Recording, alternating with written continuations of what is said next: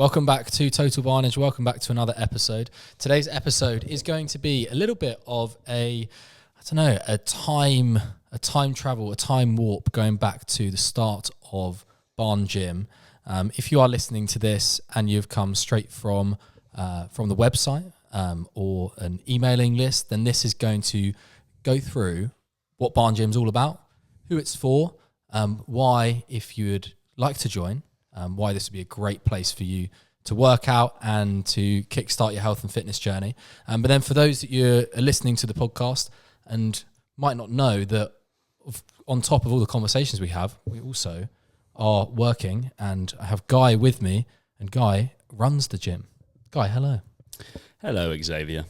His real name's Charlie, but, he's never read X-Men, and he doesn't get it. No, I keep getting forced lore on me all the time until I'm forced to watch something of whatever is going on. Yeah, he's the brains. I'm the brawn. Oh, yeah, exactly. Thank God I have you here. Now, I guess as we're kind of running through this timeline, I think it's interesting for even a lot of the current members to know about why this all happened, because people have joined on the Barn Gym journey over the years, and I think we're up to around about near enough 200 kind of current clients. Some people are doing pay as you go, but well over 100 members now, and it's a great facility. And the purpose of it originally was we're kind of going back to COVID. I was coaching from the age of 9, from when I qualified at 18 to do personal training. I was working at 7 different gyms at once. And 7? Yeah. Well, 7 facilities. There was kind of CrossFit Tunbridge, CrossFit Risebridge, Underground, doing some stuff at Gova Gym. And then I was doing strength and conditioning work at Tunbridge Rugby Club and Cranbrook Rugby Club. And then I was also doing house visits for people all around Kent. So I spent a lot of time in my car listening to podcasts, because I was driving, I might be doing 5 or 6 hours coaching a day, but I was going from place to place to place, doing a lot of self-help, listening to a lot of self-help podcasts, and kind of learning, going through this kind of learning process, because my real idea was like, how do I become the best of my craft if this is what I'm going to commit to? And So over those couple years where I was doing all of this, I kind of quickly found out that spaces don't really optimize environment, and the environment is the key factor that really it kind of creates the culture of a gym.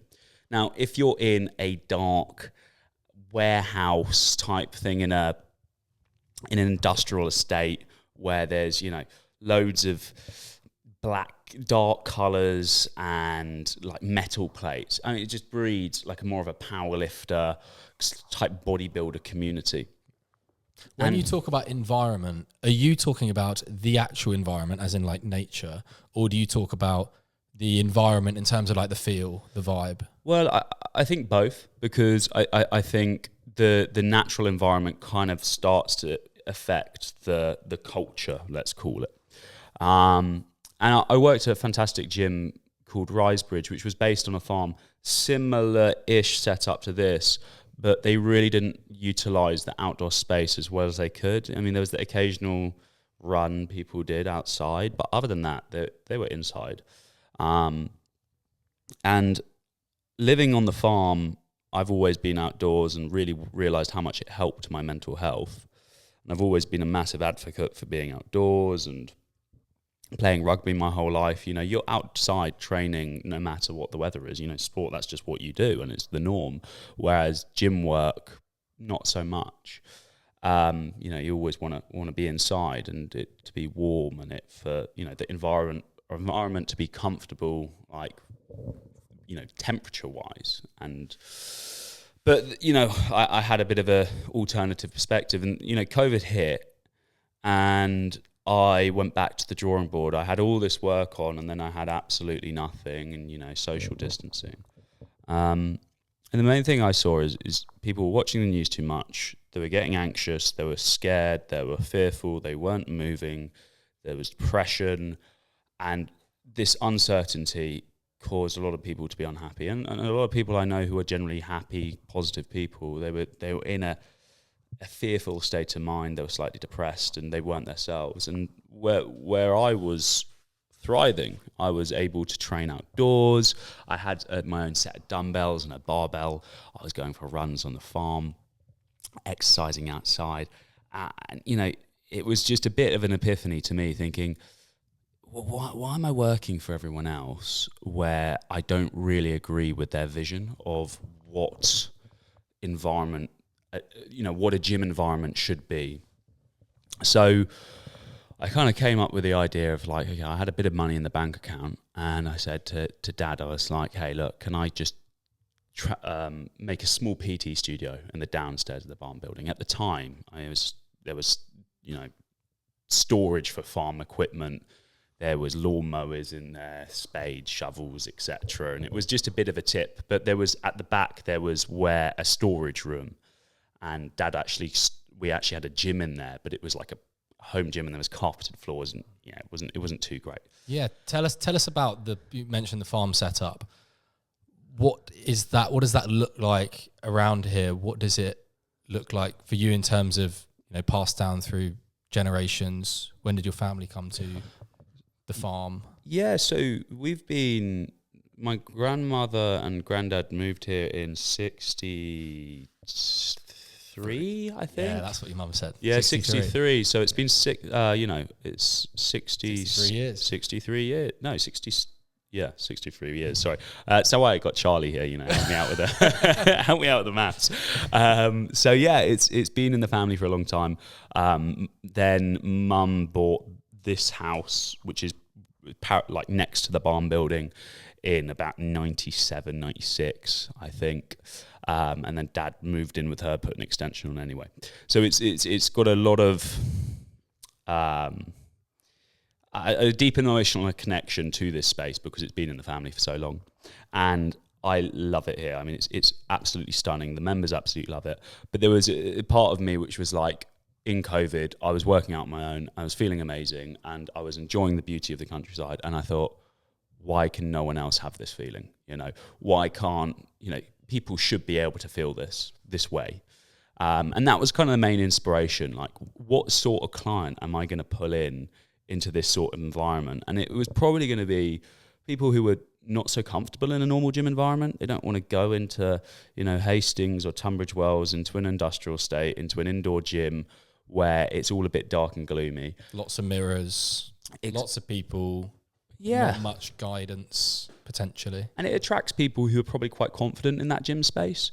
So I knew off the bat that this space was going to be a lot more appealing to those who wouldn't normally want to go to a gym. And so that's kind of was my target audience. It was, okay, if you've never been to the gym before, don't worry. This space, we have great coaches. At the time, it was just me. So you have a great coach. One great coach. And, trying to create a really positive, welcoming environment where you can both train outdoors and indoors. Admittedly, at the time, if we were training outdoors, it would just be in a field. I'd just say, okay, let's take some kettlebells out. And, 2020, we had to do social distance PT. There was nothing ever offered than that. And I filled up pretty quickly. It was a one-man band that year. It was June 2020, June 21st of June that I think COVID ended. Yeah, it was the 21st of June, and then it got pushed to the 19th of July. Yeah, that was it. Okay, so anyway, we did PT. Then it got, I did PT, got really busy with PT, and I was like, this is cool, it's working. But I had so many limiting beliefs on what I could do with this space because I didn't know how to run a business. I was 20 years old. I just thought just start taking PT sessions here, build a little studio. Didn't know what marketing is, didn't know how to sell, didn't know how to operate a business, didn't know how to work QuickBooks, didn't know anything about accounting, like nothing, just completely blank slate. So I was doing a lot of business courses on learning these skills because yes, you can be a great PT, but you need to know the business half of the side of things. Otherwise, you could be the best trainer in the world, but if you can't market yourself, no one's going to come to you. Word of mouth does work, but when you have such a sparse population like this, It's not like there's no shop front here. It's not like people walk past Barn Gym all the time. Like, It's not a big footfall. Like, we really have to like shout, and that's enabled us to be really good at, you know, online marketing, being really hot on our social medias and really good with meta advertising, because we had to be. There's no other way of getting word out. Yeah, sure, you can ask members to ask around, but that does work, but only to a certain level. So I learned a lot about marketing and how to do meta advertising. And then I went into 2021 like, okay, let's take it on. So we expanded the downstairs of the gym to take the whole bottom floor. And that's when I started doing classes. And that's where the community really started to build. There was regional lockdowns at the time. So I remember we had to, you know, Kent was in the lockdown and we weren't. So members couldn't come over. And yeah, I remember going to a pub in Crowborough. Yeah. And you had to then give your ID. And your ID obviously says your address on it. Mm-hmm. And I now wasn't in Kent anymore. And it's like, even checking that, they kind of look at you and go, yeah, you're not really supposed to be here. Yeah. It's quite serious. It was a funny old time. So, I mean, starting a business in the midst of all of that was complicated, I have to admit. How big's the space, the downstairs space that you're talking about? 72 square meters, not too sure what it is in feet. I work in square meterage. So it's big, it's decent, but, you know, recently we've refurbed the bottom. I'll kind of get to that. But because I started off with a quarter, then I took half of it, and then I took the whole bottom floor. It was very much the layout of the gym wasn't optimized to the level of clientele we have. So I've recently changed that all around, changed the floor plan. It's looking epic, by the way. Like, it's looking so good. Yeah, it's cool. And we've kept this kind of like interest. If you're just listening, we utilize, I want to keep a very rustic feel to it. It's Barn Gym. For me, it needs to have a lot of wood, metal work and stuff, and be quite rustic. So what we've done is got scaffold boards and cut them to different sizes and done like this kind of checkerboardy effect on the wall, integrated rusted corrugated iron onto the walls, and it really kind of creates, it kind of sets the tone of what Barn Gym is. When you walk into the space, you kind of feel, it feels on brand. People kind of get a better understanding of it. You know, if people were to come to Barn Gym and it would be all the walls are black and everything was really, really clean and everything was kind of shiny and new and there were machines, it's just not what we are. And we're not like a a super high quality Chelsea PT studio where everything is squeaky clean. No, it's, you know, we're on a farm. It's rustic. Yes, everything's clean and we got great equipment, but it has that feel, the distinct feel of Barn Gym to it. But anyway, kind of leading back to kind of 21, that was a kind of great year for me in the sense that we got busier and I had a part-time coach in called Alice, and she was really, really great. And she traveled all the way down from Tunbridge, bless her, for the early, she's Seven Oaks, I think she was. It would take about 45, 50 minutes. I was going to say, I'm Tunbridge. No, she bless me as well. Yeah. Thanks, Guy. It was taking her about 45, 50 minutes to get here, and we weren't that full, and she'd be coming down for like one or two classes. And so she was absolutely awesome. I still keep in touch with Alice a lot, and we compete together a lot of the time. But she was there kind of that launch phase of the business. But we kind of got round to 2022, and that's where it started to get a little bit more busy. Casper, one of the mobility coaches, he kind of got involved with us here. Alice was still doing some work, and we were building at a steady speed. But really, I was 22 years old. I was still so much to learn, and it was comfortable. You know, I had enough members kind of to give me enough fulfillment. I was going around and traveling a lot. Yes, I still prioritized the business, but I was 22. I was going all around the world, and I had the part-timers in to kind of help cover me out when needed. But when 2023 hit, I was like, for some reason, I had a bit of a switch flip. And I was like, okay, actually, we're getting so much interest now, and I've gone from being a one-man band to having a couple part-timers. I should actually start to take this a bit more seriously, because in 2021, 2022, I was still working at other places. So I was kind of doing I'd work mornings or evenings here, and I was working still up at Risebridge a bit, and that was the kind of year where I was like, actually, no, barn gym's super important to me. So then Charlotte came on board, and she was the first person I hired full-time, and Charlotte and I worked together for, well, she's here until, current time. She's been the longest serving employee of Barn Gym, and she's, great ball of energy, super positive, super uplifting. All the members absolutely love her, and she's just been part of the gym since kind of we really started to ramp things up. It's hard to, she's so integrated, especially me only, a jump ahead, me coming in over a year ago, is you can't see the Barn Gym community and the classes and the PT sessions without Charlotte working here. Yeah, 100%. And she's been involved from the early days, and that's when we really started to ramp up the classes. Up until that point, it was a lot of PT, and there was maybe we were doing 10 classes a week, and now we're kind of scaling up to about 35 large group PT sessions. And then we built the outdoor rig in 2023, and that's where we could really start to integrate the environment a bit more. We had to landscape the whole garden because it's all on a slant behind the barn. So we had to dump like 20 tons of topsoil down, and we had to lay this concrete pad, and then we drilled this rig into the concrete. And that's like the kind of best feature of the gym. It's the outdoor rig. It's really cool. It's unique. It's, not many other places have it. I think only other place I've seen do it well is Farm Fitness, which is up in... Is that the one by Stansted Yes, Airport? Yeah, by Stansted Airport. Yeah, by Bishop Stortford. Yeah, and, they've got a really good thing going. That's a huge operation, isn't it? Yeah. I mean, brilliant location. I mean, kind of like location-wise, you look at this and you think, oh my goodness, beautiful, picturesque, amazing. But when you look at it from a business standpoint, like who would? Yeah, that was the main fear at the start. It's like, oh, will people even come this far out into the countryside to train? But that's actually been, that was my main fear. Like, I didn't think people were going to come because I thought we were too out the way. No, well, we have, and we did a little survey just for the members a couple of months back, and there are about 15 to 20% of the members that travel at least 20, 25 minutes to come to the gym. That is one of the things that, having chats with people that want to join the gym, it is a little bit further. It's not as convenient.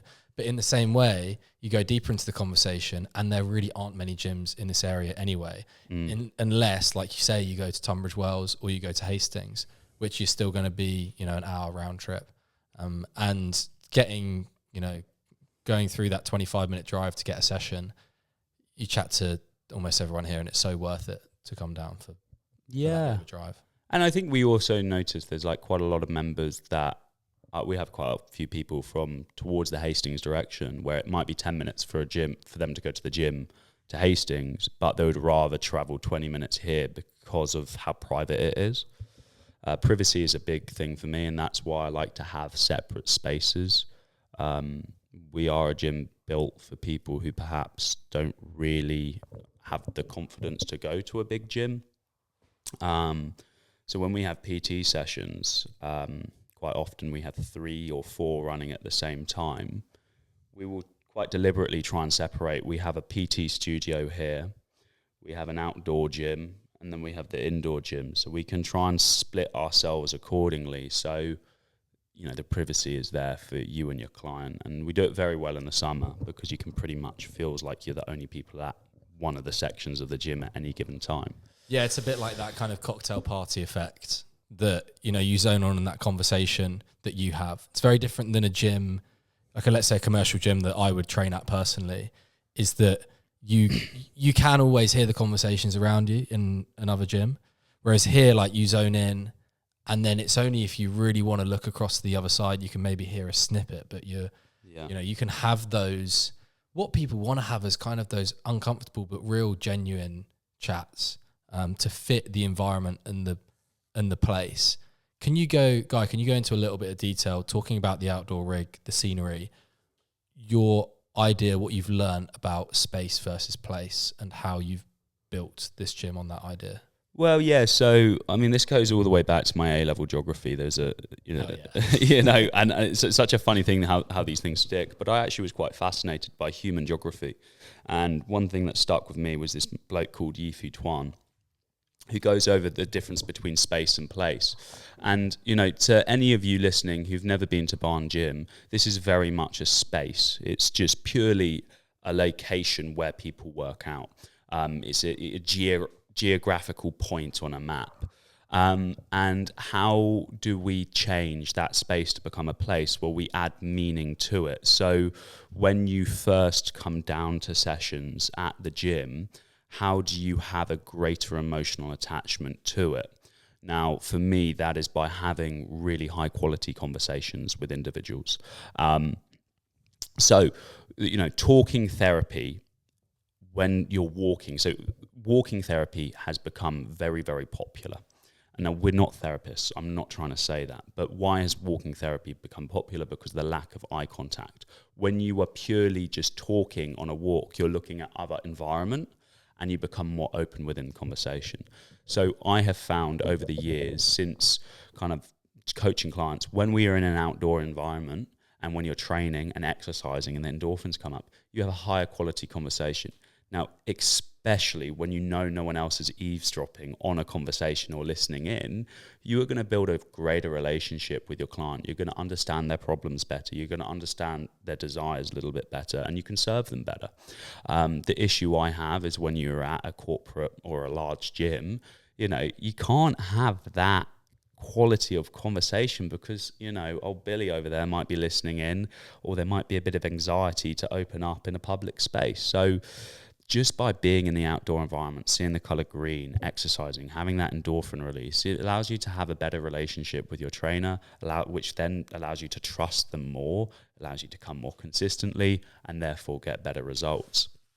So all of this, although it might just seem like, he's just built a gym on the farm, it's all been very kind of well thought through over the years of me kind of going through the process and learning on how to deliver high quality coaching services. But in my mind, just, I kind of tell, you kind of learn from the way I act around my clients. Mm-hmm. I'm very much, I'll be my absolute true self. I'll be open and honest, and that breeds them to be their true selves.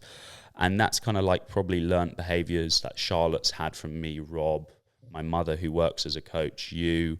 And sure, we do some coaching on that amongst the team, but when I'm down on the gym floor with you guys, it's kind of clear of how I kind of set that culture.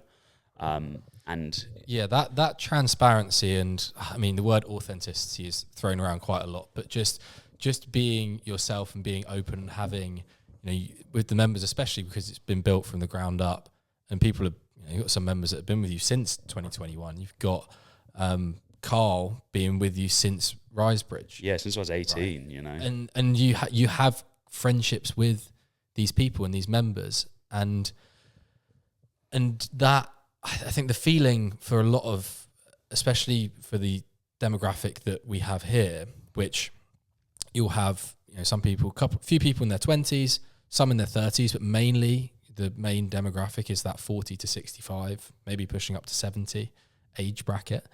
And a lot of people reintroducing themselves into activity and exercise post 40 years old, the prevailing feeling that they have from exercise might even be from school and PE and being told what to do and being judged and being checked up on and ticking boxes. And I think when you are coaching someone and you're taking them through a process where, yes, they do have to do things to get the results, but it doesn't need to have that same feeling that you're being told like a teacher. You're always being marked or graded, or you're checking your homework, that sort of stuff. And I think that natural personality that you just have in the gym, which is it's not like corporate. It's not smoke and mirrors. It's just you and how you are, allows everyone to be like, okay, there's no hierarchy here. Yeah. It's like you'll be the one with the knowledge in, for the most part, out of the two people, out of you and the client, like, of course. But in terms of, you know, you are sitting beside them rather than opposite them or above them. Yeah, and that's very important. You know, I quite like when new people come to the gym and perhaps you take a consultation, perhaps no one knows who the boss is.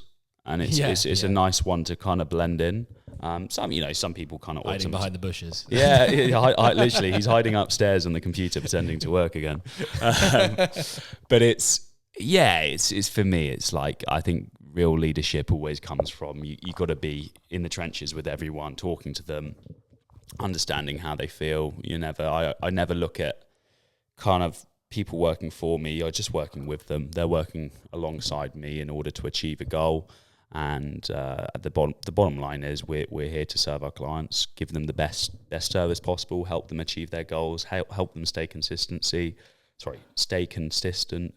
and have a good time. You know, enjoying training is a really, really important component, because the person, if you want to have an amazing result, you've got to stay consistent. So I've kind of always had these kind of two things. It's like, yes, we need to have a built process for someone to achieve a goal, you know, a nutrition plan, a training plan, a decent set of habits leading to greater recovery.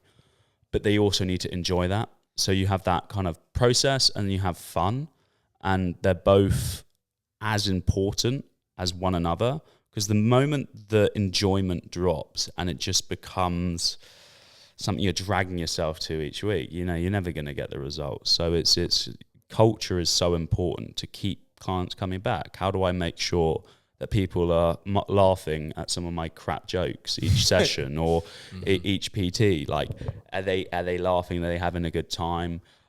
Some people might find it a little bit annoying, but I don't particularly mind. But you know, it's all kind of part of it, and you can't lean too far into that. Otherwise, no one will get any good results, and no one would ever come, because they're like, oh yeah, it's really fun, but you know, that's pretty much all it is. Yeah. So yeah, I mean, there's that. But anyway, kind of getting sidetracked on the path. I guess we were at 2023. Yeah, so we go through. You know, you hire Charlotte, comes in at the start of 2023. Harrison. Yeah, Harrison joins the team in the summer. So then we had 2 full-timers and myself, and that was a good place. We were having a good time. You know, we were kind of capped on what we could do, because we were, by the end of the year, we were pretty much full amongst the 3 of us. And we were going into 2024, and we started trying to get planning permission to build another PT studio, because we couldn't really serve anyone else, because we were a bit restrained for how much space we had. Especially in the winter. Yeah, because we only had the 1 indoor space. In the summer, it was fine. So we were being able to do more sessions in the summer, but less in the winter, which kind of led to a little bit of, like, some people wouldn't come as much because they're like, oh, I can train there, you know, pretty consistently April to September, but the session availability wasn't really there in the winter months. So then we started to get planning permission on this, which took a very long time. And in about a year, led to us going to planning committee. As you know, there was, it was a bit of a fight to get it done. But then once we got the all clear, it was really good. And we got the all clear in, like, I think it was June 2025. So that's enabled us to scale a lot more. And Rob got involved. Harrison left us at the start of 2025. This got completed. And Charlie joined us. And then my mother, Caroline, also got involved with the team. So now we're in the situation where we're in 2026. We have this space here, a space over there, the outdoor space. We have myself, Charlie, Charlotte, Caroline, and Rob. And more or less, we're all fully booked with PTs and classes. So we're doing anywhere between 80 to 100 PT sessions a week. Combined. Combined. Yeah, combined. Yeah. No, per person. They sleep for 4 hours a day. Yeah, combined. And we're doing about 36 large group classes. And we've recently started small group PT, where we've just started off by offering, 10 sessions, and we're hoping to kind of scale that up. There's hopes for more of a solid plan to build a new PT studio as well, isn't there? Yeah, so that will be another part of the process, just to allow for us to have a little bit more indoor space, to have more privacy. I think our membership, we're kind of there capacity-wise. There's a little bit more wiggle room, but it's nice having a space that's kind of full. You know, all our trainers are full. It's good. We're serving a lot of people. Everyone's happy. There comes a point where you might just feel like you're sucking the life out of the space. Yeah, it's full in terms of at capacity, but the capacity it's not saturated. Yeah. Like it's not like there's no space left. You know, it makes sense when you come down here, but even on the busiest times, like a Friday morning, where there are classes and PT sessions going on, because of the way it's set up, we're at capacity for coaches, but people are not bumping into each other. Yeah. You know, they're not stepping on each other, that sort of stuff. It's like it's the Bont number, right? The perfect number of people for a community is the Dunbar. The Dunbar, not the Bont. The Dunbar number is between 150 and 250 people. And that's like your optimum amount of people for a community where everyone feels like they know one another, but they don't feel like, oh my goodness, who is this all the time? Where it feels overwhelmingly big and maybe a little bit intimidating. So we kind of focus in on that when we're fleshing out the gym to make sure that we're not kind of scaling up. And you never want to get it where people are just bumping into one another, as I say, and like it doesn't feel like that sweet countryside gym anymore. At that point, people might start thinking, oh, guy's just in it for the money and he just wants to, you know, fill the gym up as much as he can. But, you know, the bottom line is we're here to help people and we want to help as many people as we can, but we're capped on the amount of clients we can take on here. And you also kind of cap that large group, you know, PT sessions, the small classes at 8 to 10 people based on whether it's in the winter or in the summer as well. Yeah, so that's kind of like something worth diving into. Like our services, we have 3 services. We have one-to-one PT, which in my opinion is the ultimate service we deliver, really. Like if you want to get a result, working one-to-one with a trainer, having bespoke nutrition plans made out, bespoke training plans where you can follow, you know, have runs built for you. We've helped people through triathlons, marathons, Hyroxes, fat loss, you name it. It's a bespoke plan, personalized to your goals.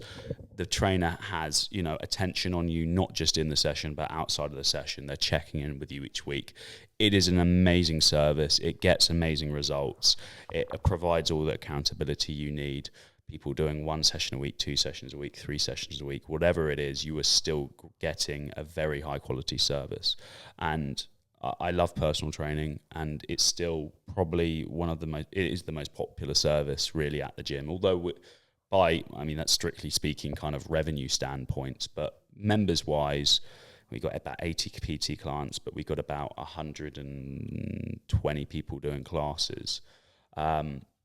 So it's actually kind of like, it's not as far off of the class members. And then what we've recently introduced, because the difficulty is we had this one-to-one dynamic, and in the summer you have the 1 coach to 10 people. Now, admittedly, the classes aren't always 10.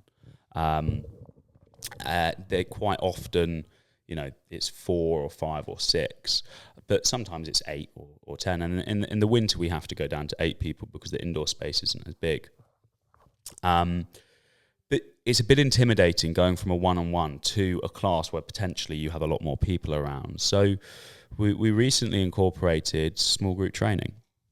Small group personal training. So the way we're calling it now is we have one-to-one PT, we have small group PT, which is 1 coach to 4 people, and then we have large group PT, which is 1 coach to 8 to 10, depending on what time of year it is.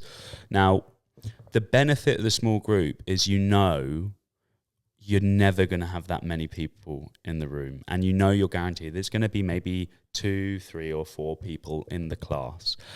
It's a much better dynamic for individuals that are a little bit uncertain of, you know, gyms. They're a bit fearful of joining a bigger class. They maybe don't know the technique very well. They might be holding some more injuries, or, you know, need exercises compensated for them.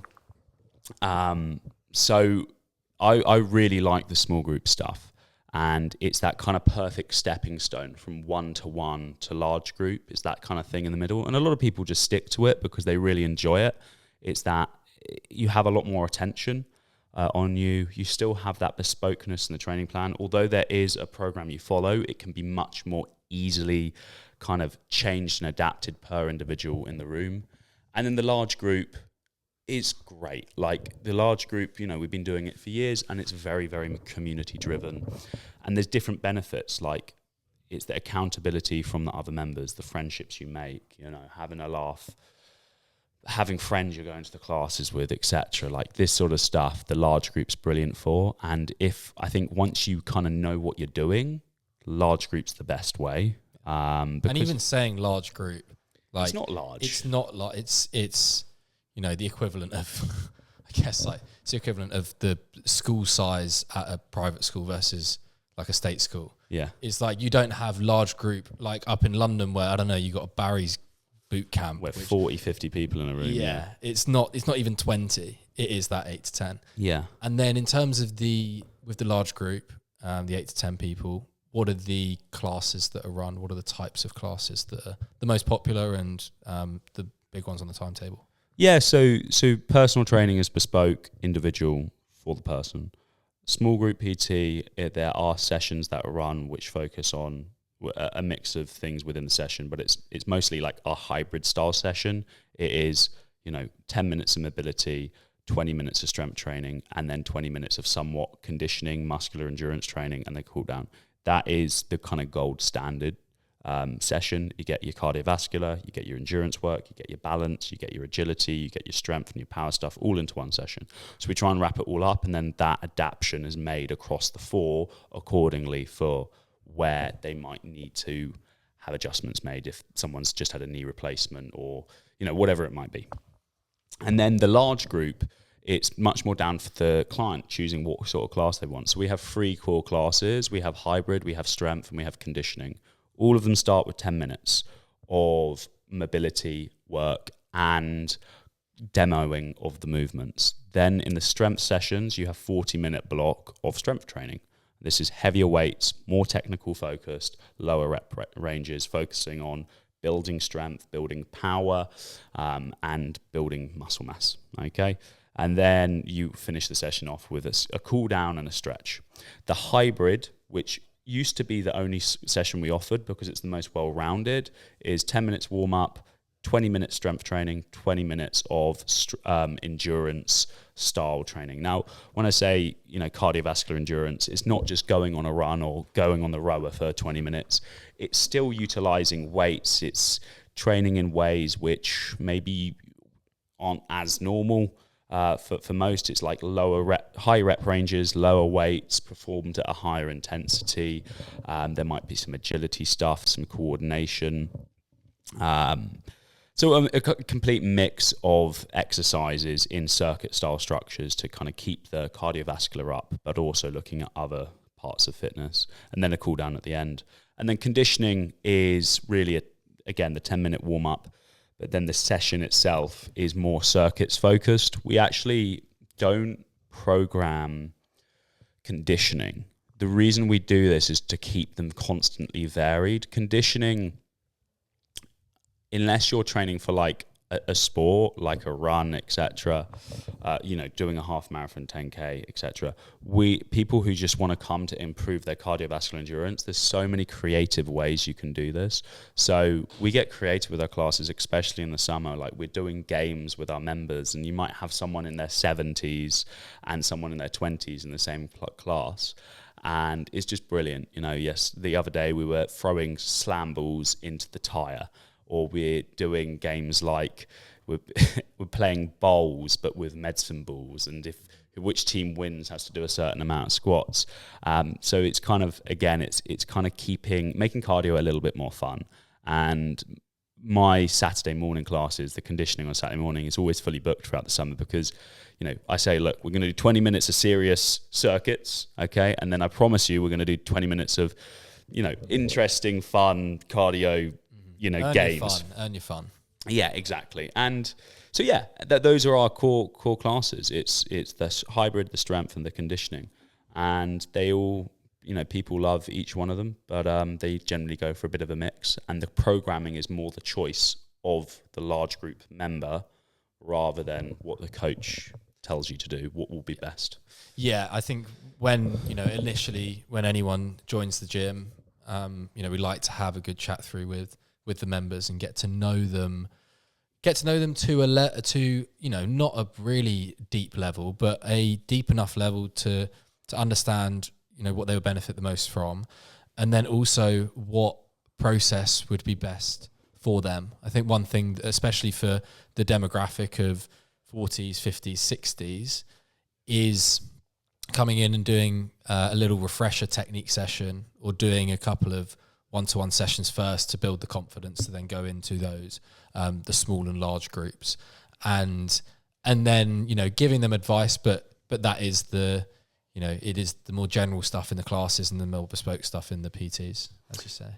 Yeah, 100%. I think going back to that kind of like, if someone is listening to this right now and is curious about Barn Gym, everyone always wants to ask me, okay, what's the offer? What is it you do? And that's why that first meeting is so important, because the last thing, Charlie, myself, Caroline, Charlotte, like any of the coaches want to do is put you onto a membership or a package that isn't suited to you. So that's why we want to get people in. We want to get to know you better. We want to know your goals. We want to know your pain points, what's going to hold you back. And then from there, we can actually work out the plan that's going to fit you, because you might just look at, well, that's the cheapest one. Maybe I'll go with that. And then you might not enjoy it. You might put yourself into a large group session where you're not ready for that. So our kind of professional advice, once we do a bit of a movement assessment with you, have a deeper conversation. Generally, if you haven't been to the gym much before, starting off with one-to-one sessions, building up your confidence, learning the exercises, and then maybe progressing into a small group session or a large group session. That's a really nice starting point. And it's also a bit of discovery for you, because we don't want to look at it a quick win. We want to look at, okay, what can we do for you to make this a part of your life for a long period of time? Whether it's with us or eventually you move from the area or you change gyms, like how can we make fitness part of your life for a long period of time? And that all starts with a bit more coaching, a bit more accountability. And once you learn the ropes, which you can do in this gym very well, you're kind of set for life. And it's an investment into yourself, learning all this stuff about training, how to exercise properly. Like, I hope you don't just forget it the next day, but it's a great environment to learn, and it's comfortable, it's fun, there's a great culture, you're outdoors, it's enjoyable. So yeah, I mean, I guess we kind of speed run that history of the gym. Yeah. Where should people go? I think that is probably as much for now. There are, of course, many other episodes that we've done. We did one way back in January where you've gone more in depth of the gym journey. Yeah. Unless there's anything for you to add, where should people go if they want to get started, if they want to contact us and get down here? Yeah, I think it's just going onto the Barn Gym website. We should be coming up at the top of Google because we are the best barn gym in England. Oh yeah, unlike the guys in Cambridge. Only joking. The Barn Gym. Yeah, we are Barn Gym. They are the Barn Gym. But we often get leads from them, which is kind of funny, and they get leads from us. But so yeah, I go to the website, and then from there we'll get an email through, and either myself or Charlie will probably give you a ring. From an unknown number, so please, if you hear my voice, don't be like, who is this? Because I know you. It's probably me being very cheerful, thinking, oh, someone else wants to come along to the gym for the first time, and it's exciting for me. But yeah, go to the website, and then from there we'll work out a plan. We can have a chat. Look, we're not a gym for everyone, nor are we trying to be a gym for everyone. We are great at what we do for people who want to have longevity, who want to enjoy their working out, who want to be outdoors, want to be social. Like, if you feel like that is you, get in touch with us. If you feel that was like not for you, awesome. We're not trying to be something for everyone. So anyway, Charlie, thanks for that. Guy, thank you. No, I think it's really nice to have an overview, and for those that are maybe on the fence or don't, as you say, it's out in the middle of nowhere, so you wouldn't expect people to walk past and know know where the gym is, but it's great to just have a more complete, summary and expose of what the gym and what Barn Gym's all about. Yeah. Anyhow, guys, hope you have a fantastic day. If you're listening in the middle of the night, I hope you sleep well. See you. Bye-bye. Bye-bye.